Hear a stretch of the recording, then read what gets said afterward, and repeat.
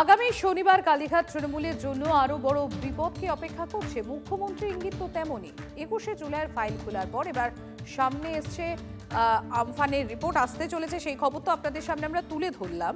এবার আমরা পরের খবরের দিকে একটু নজর রাখি। মালদা তৃণমূলের ঠাকুর ঘরে কে, এই প্রশ্ন উঠলেই কথায় কথা বাড়বে। টিকিট বিলি হয়েছে কিভাবে? ঋতব্রত শিবিরের বিধায়ক প্রসূন বন্দ্যোপাধ্যায় তীরটা ছুঁড়েছেন অভিষেক বন্দ্যোপাধ্যায়ের দিকে, আর এবার তার বিরুদ্ধে পাল্টা টিকিট দিয়ে টিকিট নেওয়ার অভিযোগ। আমের জেলায় তৃণমূলের তীব্র কথার লড়াই। পঞ্চায়েত নির্বাচনে যারা জেলার টিকিট দেওয়ার দায়িত্বে ছিলেন তারা টিকিট বিক্রি করেছে। প্রসূন ব্যানার্জি যে কথাটা বলছেন, উনি তো নিজেই টাকা দিয়ে টিকিট নিয়েছেন। এটা তো উনি ধরা দিচ্ছেন যে উনি কিছু বিনিময়ে ওখানে টিকিট নিয়েছেন।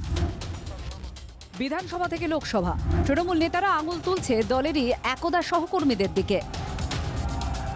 মালদাও ব্যতিক্রম নয়। গনি খানের জেলায় ছন্নছাড়া তৃণমূলে তুমুল কাদা ছোড়াছুড়ি। পঞ্চায়েত ভোটে টাকার বিনিময়ে টিকিট বিক্রির অভিযোগ করেছিলেন প্রসূন বন্দ্যোপাধ্যায়। টিকিট বিলিতে অভিষেকের দিকে আঙুল তোলেন ঋতব্রত তৃণমূলের শিবিরে থাকা চাঁচলের বিধায়ক। জেলার তৃণমূল নেতাদের একাংশের আবার অভিযোগ, টাকা দিয়েই টিকিট কিনেছেন প্রসূন, কিছুর বিনিময়ে টিকিট পেয়েছেন প্রসূন। অভিযোগ চাঁচলের প্রাক্তন তৃণমূল বিধায়কের। 2026-এ তৃণমূলের টিকিট বিলি নিয়ে কেন্দ্রীয় এজেন্সি দিয়ে তদন্তের দাবি জানিয়েছেন প্রাক্তন বিধায়ক। টিকিট বিলি ঘিরে মালদায় তৃণমূলের তীব্র কথার লড়াই। উনিও তো ডাকাতি করে রানিং একটা বিধায়ককে চাতুর থেকে সরিয়ে উনিও তো কিছুর বিনিময়ে ওখানে টিকিটটা নিয়েছে। উনিও টাকা দিয়ে টিকিট পেয়েছেন। 2024 সালেও টাকা দিয়ে লোকসভার টিকিট পেয়েছিলেন। এটা তো বাস্তব। প্রসূন ব্যানার্জি টাকা ছাড়া টিকিট পায়নি, সমন মুখার্জি টাকা ছাড়া টিকিট পায়নি। এই মুহূর্তে ঋতব্রতপন্থী তৃণমূলের মালদার জেলা সভাপতি প্রসূন বন্দ্যোপাধ্যায়, প্রাক্তন পুলিশ কর্তা, ঋতব্রত শিবিরের প্রধান মুখপাত্র।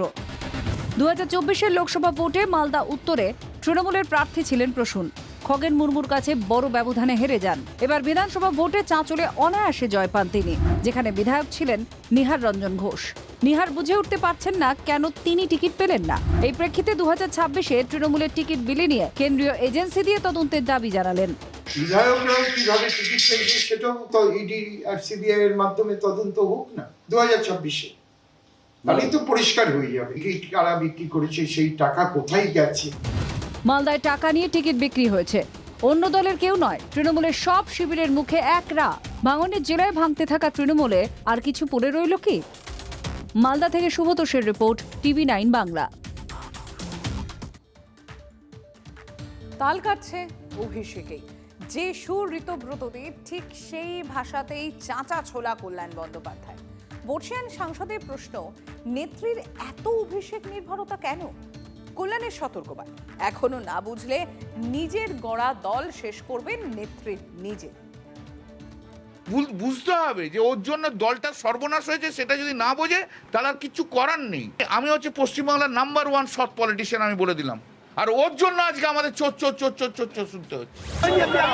কথা বলছে, দলে আলোচনা করার জায়গা রয়েছে এবং আপনি স্পেসিফিক্যালি বলতে পারেন কল্যাণ বন্দ্যোপাধ্যায় অধিকার রয়েছে আমাকে কথা বলতে। মমতা দিও বেছে নিক, কি করবে? অভিষেককে নিয়ে থাকবে, না আমার মতো যারা অভিষেকের প্রতি যারা ক্ষুব্ধ তাদের নিয়ে থাকবে?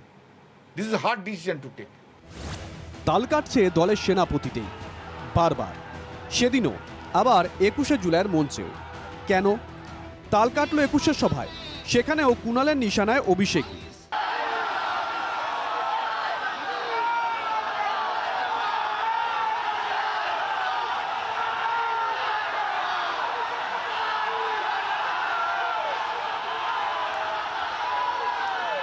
আমি শুরু করার পরেই কিছুক্ষণ পর অভিষেক এলো, সারা মঞ্চ ঘুরে বেড়ালো, হাততালি কোড়ালো। একটা বক্তৃতা দেওয়ার সময় ওভাবে ঘুরতেও নেই, সেটাও একটা নর্মাল কাটছি। বক্তৃতা শেষ হয়ে গেলে ঘুরুক না, আমার পপুলারিটি কতটা সেটা দেখানোর জন্য তার তো সেই জায়গাটা তখন নয়, একটু পরে দেখাতে পারতো। তারপর কল্যাণকে বক্তৃতা সংক্ষিপ্ত করতে বলেন মমতা, আর তাতেই চটে লাল কল্যাণ। সবার মাঝেই রাগ করে মঞ্চ ছাড়লেন শ্রীরামপুরের সাংসদ। কল্যাণ বন্দ্যোপাধ্যায়কে ধন্যবাদ। আমি অনুরোধ করব সাংসদ অধ্যাপক সৌগত রায়কে বলার জন্য। দিদির অত ঘন ঘন বিরক্ত হলে হবে না। দিদির যদি মনে হয় অভিষেক এসে বসে আছে কেন, এটা যদি দিদির বিরক্তের কারণ হয় তাহলে আমাদেরকে ছেড়ে দেওয়া ভালো, শুধু অভিষেক নিয়ে থাকুক দিদি। তাহলে বোঝো কাণ্ড, দল ভেঙে ছত্রক খান। কেন? অভিষেককে নিশানা করলেন কল্যাণ। আবার গান্ধী মূর্তির পাদদেশ থেকেও এই আওয়াজটাই তুলেছিলেন মদন। বাংলার মুখ্যমন্ত্রী অভিষেক বানায়নি, যারা বানিয়েছে এই হাজার হাজার লাখ লাখ তৃণমূল যুব কংগ্রেসের কর্মীরা আপনাকে বাংলা সেলিব্রিটি বানিয়েছেন। বাংলার কোটি কোটি মানুষ আর লক্ষ লক্ষ তৃণমূল কংগ্রেসের ওয়ার্কারের জন্য মমতাদি বাংলার নেত্রী হয়েছে। কোনো রক্তের সম্পর্কের লোকের জন্য মমতাদি বাংলার নেত্রী হননি। মদন কল্যাণের সুর মিলেমিশে একাকার, দলের কাটা অভিষেকই। আইপ্যাকের নিয়ন্ত্রণে সম্পূর্ণভাবে দল চলে যাচ্ছে এবং আইপ্যাকের মাথার ওপর ছিল অভিষেক ব্যানার্জি। কল্যাণের যদি এই উপলব্ধি এসে থাকে তাহলে সেটা ভালো।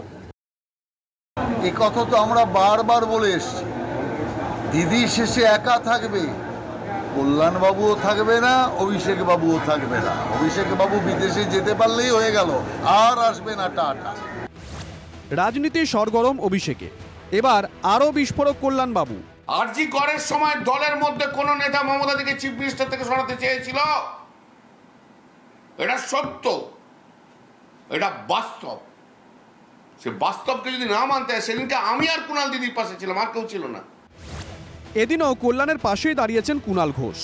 আমি আবার বলছি, কল্যাণদার বা মমতাদির যা পুরনো সম্পর্ক, এর মধ্যে অকারণ ঢুকে দুদিন আপনারা একটা ব্রেকিং নিউজ বলে যা চালাবেন, সেগুলো থেকে আবার সরে এসে দেখাতে হবে কিন্তু কল্যাণ বন্দ্যোপাধ্যায় তৃণমূলের একজন নির্ভরযোগ্য নিষ্ঠাবান সৈনিক। তৃণমূলের এই সেই নির্ভরযোগ্য নিষ্ঠাবান সৈনিক আবার বললেন, বলা ভালো পরামর্শ দিলেন খোদ নেত্রীকে। কিন্তু দিদিকে বুঝতে হবে। দিদি যদি এখনো না বুঝতে চায়, তাহলে দিদি দল তৈরি করেছে, দিদি দল শেষ করবে, আর কিছু বলার নেই আমার। Bureau report, TV9 Bangla.